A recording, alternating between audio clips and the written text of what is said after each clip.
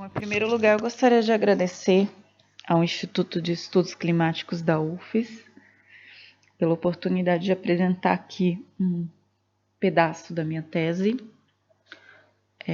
Eu tentei retirar as partes mais técnicas, deixar ela mais acessível um pouco. Então, a minha apresentação tem como título Resiliência a inundações em meio urbano frente a alterações climáticas. Bom, como moradora de Vitória, um dos incentivos a trabalhar nesta área, né, dentro do âmbito dos desastres naturais, trabalhar com inundações, tem relação com o número de ocorrências que nós temos dentro de Vitória e também as interações com os aspectos físicos, humanos e ambientais. Desde já fazendo um parênteses, eu utilizo o termo inundações urbanas, que o meu trabalho está sendo feito em Portugal, porém dentro do Brasil é utilizado o termo alagamento. Então, nesse caso, quando eu falo alagamento ou inundações urbanas, eu estou me referindo à extrapolação da capacidade de escoamento do sistema de drenagem que causa o acúmulo de água na rua, ou seja, aumenta o escoamento superficial. Dentro desse contexto, a pergunta da tese é o que pode ser feito em relação à avaliação dos efeitos das inundações urbanas e orientações para intervenções de aumento da resiliência sem custos desproporcionados. Então, vou botar aqui. Então, nesse caso, eu trabalho em parte com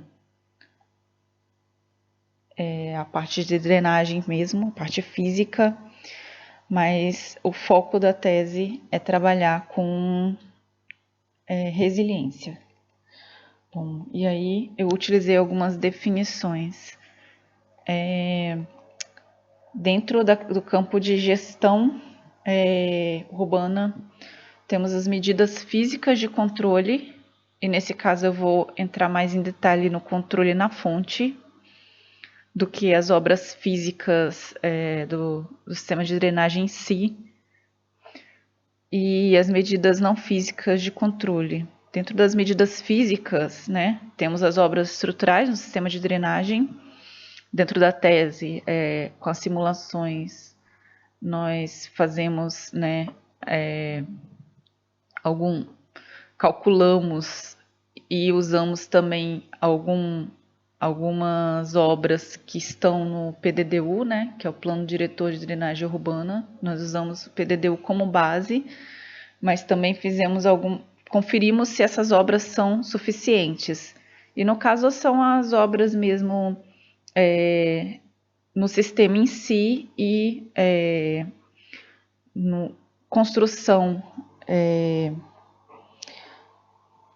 de tanques para armazenamento de água, de armazenamento pluvial, né, os reservatórios enterrados, e aumento da capacidade das bombas de estação elevatória. E a reestruturação dos trechos de sistema de drenagem, os trechos problemáticos. Basicamente, as obras são essas, as obras abordadas são essas. Nesse caso, não vamos entrar muito em detalhes, mas também falamos sobre as obras de controle na fonte, que são mais interessantes, como os telhados verdes, as fachadas verdes, pavimento poroso, que são aquelas calçadas que deixam que a água da chuva possa infiltrar, e a bacia de retenção. Nesse caso da foto, temos uma foto da Câmara Municipal de Guimarães, aqui em Portugal, onde há uma bacia de retenção.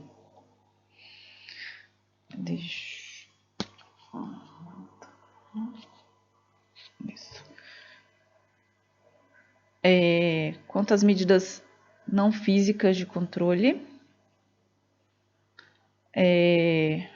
podemos citar legislação e regulação, os instrumentos de organização e gestão, e nesse caso eu dou como exemplo o uso do sistema de informação geográfica, que é um instrumento muito bom para a organização. Também tem o uso de câmeras de vídeo monitoramento, sensibilização ambiental e capacitação, que é muito importante, porque dentro do meu estudo, sempre nas revisões bibliográficas e artigo, tudo relacionado a sistema de monitoramento e alerta e instrumentos de organização para resiliência, né? Como instrumento de resiliência contra desastres naturais, eles só vão à frente quando há a sensibilização ambiental e a capacitação dos atores sociais, quando há esse envolvimento. Aqui nós temos o exemplo de um aviso, nesse caso é um aviso de um evento costeiro, né, alerta amarelo. Só como exemplo de como pode ser esse sistema de alerta e aviso. Isso chegou pelo celular. Então,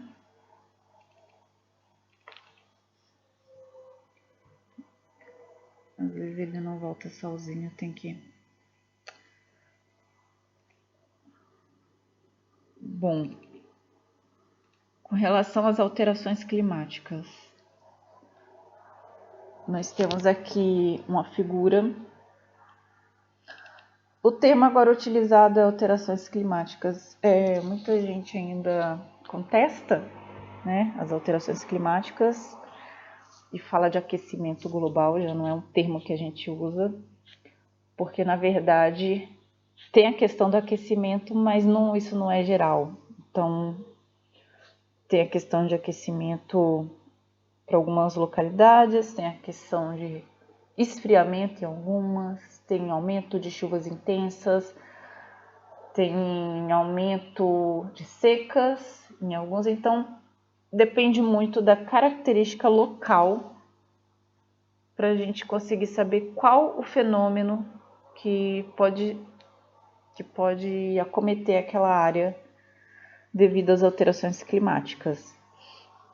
Então, essa é uma das figuras do IPCC que foi traduzida. Então, aqui ele fala, né, o que pode acontecer nesse caso, né, quais são as previsões na parte da atmosfera, na parte do mar, na parte da terra, né, da superfície, das geleiras, o aumento do nível do mar, a parte da mudança da salinidade dos oceanos, acidificação com relação aos continentes, né? Maior frequência de dias e noites quentes, redução de dias com geadas, né? Diminuição da cobertura de neve em algumas regiões, precipitação em larga escala, então vai mudar. Então, na verdade, o que atinge mais a nossa maior preocupação são eventos que naturalmente são cíclicos e que têm um período de retorno maior. Nesse caso, o período de retorno ele diminui. Então, eventos que ocorriam a cada 100 anos, 50 anos, passam a ocorrer em 5, 10 anos. Então, essa é a nossa maior preocupação. E também temos que ter em vista que a urbanização, que algumas cidades não eram urbanizadas, eram mais rurais, e nos últimos anos elas se tornaram mais urbanizadas. Então, quando pensamos em desastres, né, em grandes chuvas, por exemplo, né, numa cidade urbana, ela vai atingir a população muito mais do que numa região rural. Então, essa também é uma das preocupações quando falamos de alterações climáticas.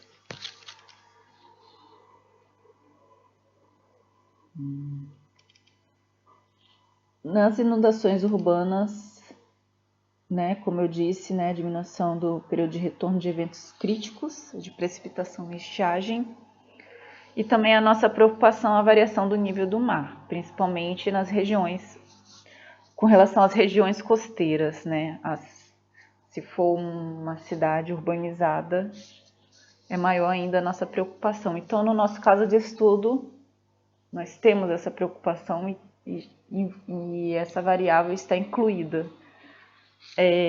com relação à precipitação no meio urbano e no meio rural.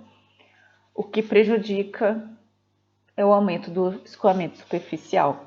E no meio urbano, nós temos a impermeabilização dos solos, então a infiltração diminui e aumenta o escoamento superficial. Então, se não tivermos um sistema de drenagem que comporta o evento, ele vai virar uma inundação urbana, vai virar um alagamento.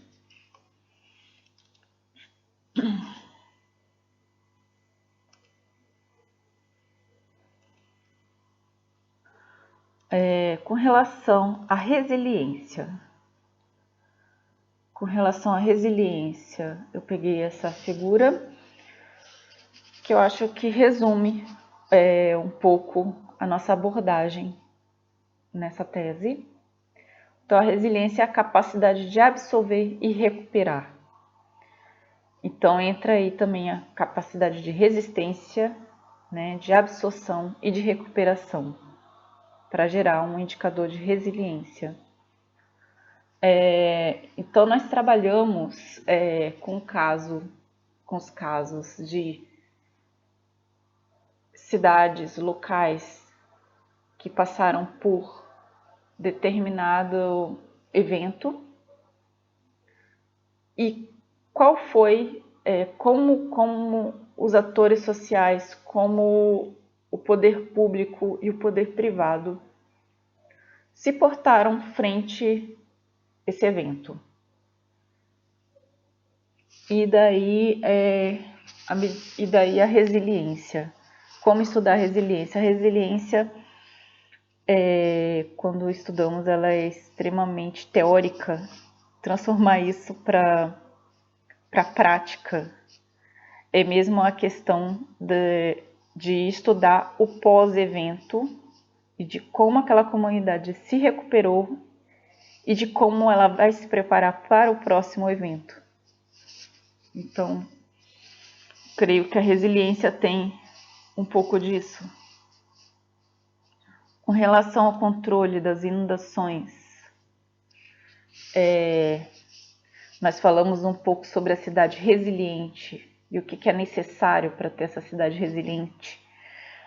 A partilha de bens e serviços, o consumo ambiental mínimo e eficiente, comunicação livre e fluida entre os agentes. Quando a gente fala de agentes, são os atores sociais, o poder público e as empresas privadas, todos envolvidos, né? Integração da cidade a novas tecnologias de informação e comunicação, operação em rede, infraestruturas com redundâncias e interconexões, serviços centrados em polivalências e que se apoiem entre si, o comportamento da parte dos cidadãos, que é fundamental para qualquer estratégia de resiliência urbana. Aqui a gente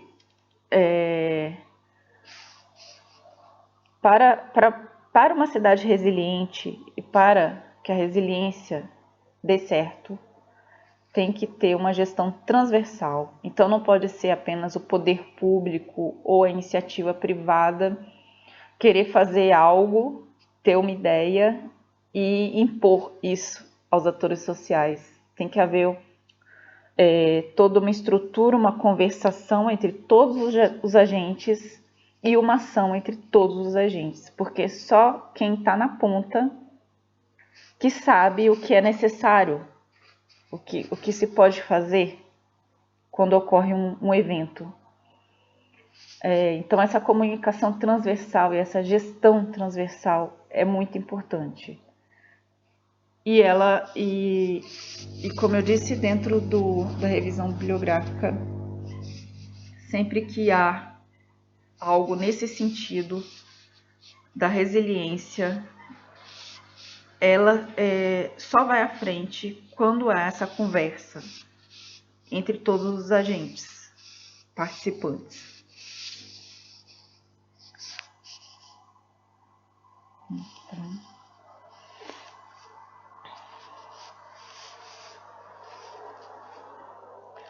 Falando um pouco da área de estudo,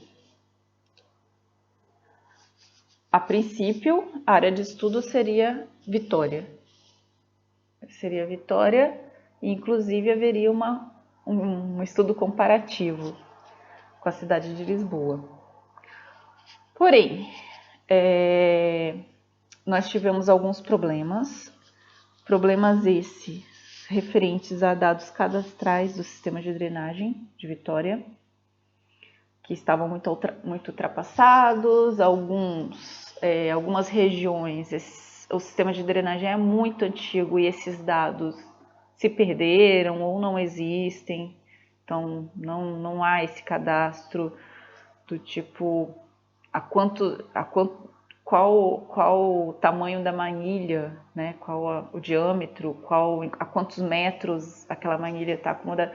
Então, assim, como eu estou trabalhando com simulação, isso é muito importante, que existam esses dados cadastrais para que eu consiga inserir no sistema e fazer a simulação. Então, se não existem, o que eu pude fazer, até em conversa com os técnicos da prefeitura, foi pegar uma região que seria uma região de estudo piloto, que é a região que possuía os melhores dados e que possuíam os problemas que eu precisava estudar, que seriam as inundações e que seria a influência do nível do mar. Então, a região escolhida, o bairro escolhido, foi a Bacia de Bento Ferreira,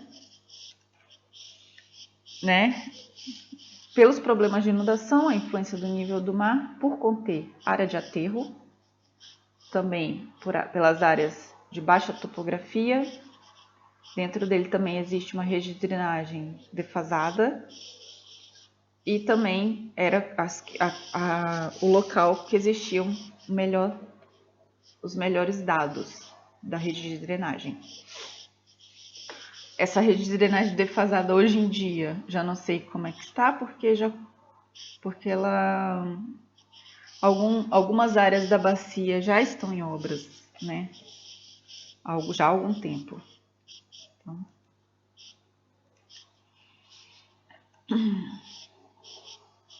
bom, a minha metodologia é esse fluxograma enorme que está aqui, mas está só a nível ilustrativo. Eu dividi em fases para ficar mais fácil de...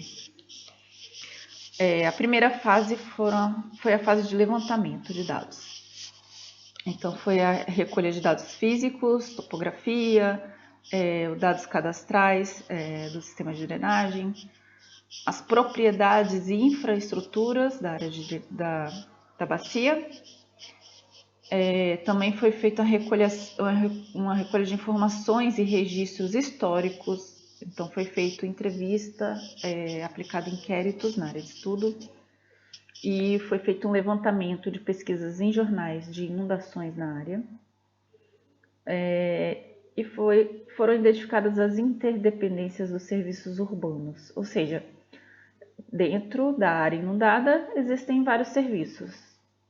E esses serviços, qual a interdependência entre eles? No caso, se a gente pensar uma via que foi inundada, ela vai atrapalhar, por exemplo, o sistema de recolha de lixo, vai atrapalhar a passagem de ambulância, porque na área existe um hospital, né? Hospital da Polícia Militar. Então, por exemplo, pode atrapalhar, né, a passagem de ambulância, a passagem de doentes, que não necessariamente também cheguem em ambulâncias. Então, pode atrapalhar a passagem, o transporte de ônibus, por exemplo. Então, o transporte das pessoas, as pessoas que pegam transporte urbano e que moram naquela área ou vão trabalhar naquela área. Então, isso são as interdependências. Então, só pensando na via, tem uma série de interdependências. Então, esse estudo de interdependências, ela entra depois para o cálculo da resiliência. A fase 2 foi a fase de cálculos e simulações. Nesse caso aqui, nós temos uma das simulações. A parte vermelha é quando o sistema entra em carga, ou seja, nós colocamos a simulação para rodar uma chuvada, e quando aquilo entra em carga, ou seja, o sistema de drenagem está em carga, há uma inundação nessas áreas. Então, são essas áreas em vermelho. Esse é só um exemplo. Então, foram feitas simulações de variáveis hidráulicas em cenários definidos. Aí, no caso, o cenário atual, então, com chuvas que existem,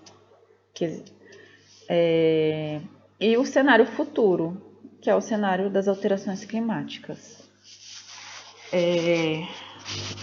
Depois foram feitos o mapeamento das simulações e espacializações dos serviços urbanos afetados. Quando há área inundada, nós sabemos quanto de água sai quando o sistema entra em carga, aquilo depois foi mapeado e localizamos dentro dessas áreas inundadas quais são os serviços que foram afetados. E a partir disso fizemos o cálculo dos indicadores e do índice de resiliência. Na fase 3, foi a fase dos resultados preliminares, a calibração e validação do modelo e das propostas de medidas estruturais físicas e não físicas. Aqui nós temos um exemplo.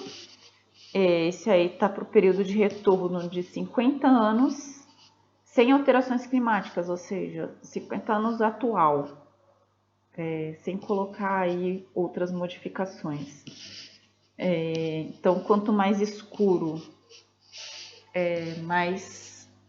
maior altura, né, de água nas ruas, nas vias. Então, seguindo.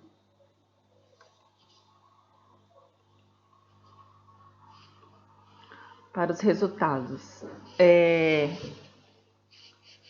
Primeiro, os índices de desempenho. A princípio, esse meu trabalho foi, na verdade, a base dele foi apresentar uma metodologia que pode ser replicada em várias cidades e não só também para inundações, pode ser para outro fenômeno qualquer, para fazer para o cálculo do índice de resiliência. Então, nesse caso, eu propus 10 indicadores: duração da inundação crítica, perturbação do tráfego, afetação dos resíduos sólidos, perturbações no sistema de abastecimento de água, na distribuição de energia elétrica na rede de telecomunicações, serviços de saúde, habitação e serviços terciários. Porém, para a área de estudo, eu utilizei apenas 7 indicadores, que foram divididos em 3 grupos, e dentro de cada grupo foi atribuído um peso. Esse peso ele é de acordo com o número de interdependências. Então, quanto mais interdependências, mais importante e maior o peso. Então, dentro do grupo A, que tem o maior peso, temos a duração da inundação crítica e a perturbação do tráfego. Dentro do grupo B, a afetação dos serviços de coleta de resíduos sólidos, do serviço de saúde e das habitações. E no grupo C, a afetação dos serviços terciários.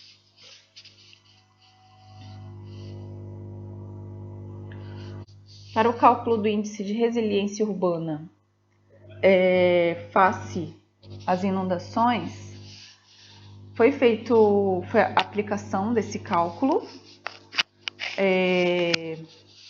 que é basicamente uma média ponderada, já que possui o peso, devido aos indicadores já citados anteriormente. E o índice global, entra dentro desse cálculo também os períodos de retorno e todas as simulações que foram efetuadas. Bom, os resultados das simulações. As simulações foram feitas para o período de 1, 10 e 50 anos, para os cenários atuais e o cenário de alterações climáticas. Então, nesse caso, das alterações climáticas, para o cenário otimista, do IPCC, com incremento de 10% nas precipitações e o aumento de nível do mar de 0,4 metros. Além das simulações, para os mesmos cenários, foram feitas as simulações incluindo as obras de estruturação física propostas pelo PDDU, que no caso era a reestruturação de alguns trechos dos sistemas de drenagem, o aumento de 4 reservatórios e aumento da capacidade das bombas das estações elevatórias. Então aqui nós temos a comparação para o período de 1 ano, né? Aqui sem o acréscimo das alterações climáticas e embaixo com o acréscimo das alterações climáticas. Nesse para o período de 10 anos de retorno, período de retorno de 10 anos, em cima sem alterações climáticas, embaixo com alterações climáticas. Então as áreas a partir do período de 10 anos de retorno, elas não mudam muito. O que muda é mesmo a altura de água nas vias.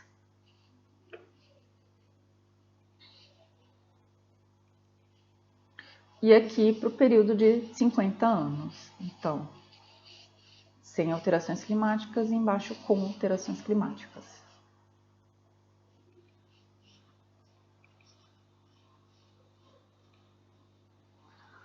Bom, esse é o cálculo do indicador de resiliência urbana.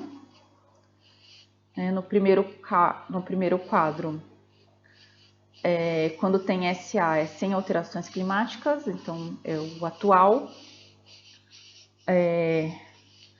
Ele está, quando é um ano, as chuvas de 1 ano de período de retorno, ele está dentro do aceitável. A partir de 10 anos de período de retorno, ele já passa a ser insuficiente e as chuvadas de 50 anos de período de retorno já passa a ser péssimo. Com o aumento das alterações climáticas, nesse caso, não muda muita coisa, né? O índice continua basicamente o mesmo, a classificação. Embaixo, nós já temos com a construção dos reservatórios e com as obras de reestruturação.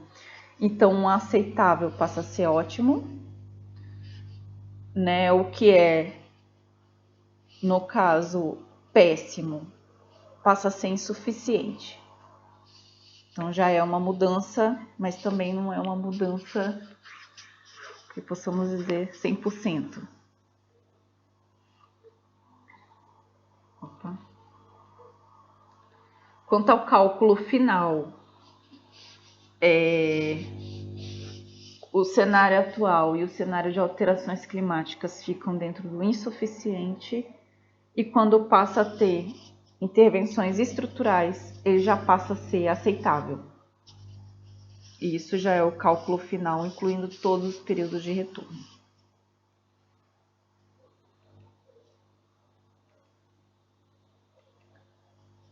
Bom, as considerações finais são as recomendações, né, das obras estruturais físicas no sistema de drenagem, que já são propostas pelo PDDU e que já estão ocorrendo, né? O que eu adiciono é o estudo de viabilidade de obras de controle na fonte, como eu já havia dito. Para isso deve ter mesmo um estudo de viabilidade dependendo do local. Aqui eu cito bacia de retenção, mas eu já sei que no local não há espaço para uma bacia de retenção, por exemplo. Mas os pavimentos porosos, talvez as calçadas com pavimentos porosos para aumentar o escoamento, né? Para diminuir o escoamento superficial e aumentar a taxa de infiltração, talvez algum incentivo a prédios com fachadas verdes e telhados verdes, esses prédios novos que estão sendo construídos, talvez se houvesse algum tipo de incentivo, seria talvez uma ideia. Bom, e as intervenções não físicas são instrumentos de organização e gestão de desastres, abrangendo social, financeiro, econômico e ambiental. Então, a importância do estudo da rede de interdependências e do efeito cascata, a gestão de resiliências para uma cidade sustentável e o envolvimento dos atores sociais, como eu já tinha frisado, que é muito importante.